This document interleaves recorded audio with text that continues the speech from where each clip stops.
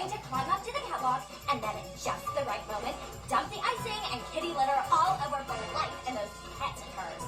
Oh, yeah, embarrassing's like I'm ruining the fashion show. I'll call someone to get us out of here. Where's my phone?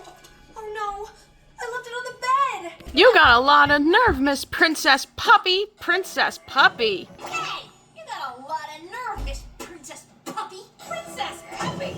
You got a lot of nerve, Miss Princess Puppy. Princess Puppy.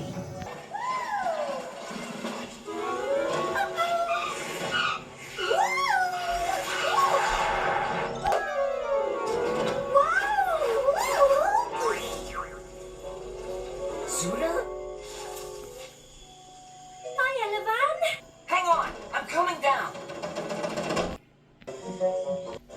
Oh, Zooter, I saw you go off the road. It was just a little spill. Are you sure? Are you all right? I'm fine. Ow! Oh, I don't think so. Oh! Ow! Ooh! Ooh! Ouch! Ooh. We better take you to see Lance. I've heard all about you. The narrow gauge engines rattled away from Thomas, Diesel, and Paxton on the upper terraces of the quarry. Don't listen to Diesel. Let me explain. Edward, look out! Pardon? The hopper's so gray and dusty. Bubbling boilers! What was that? Cinders and ashes! Bust my buffers! Watch out for the flowers! My hat! Come back!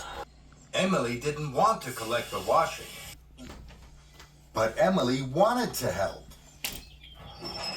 So, Emily buffered up to the other end of the freight car. She began to pull, Fizzling fireboxes.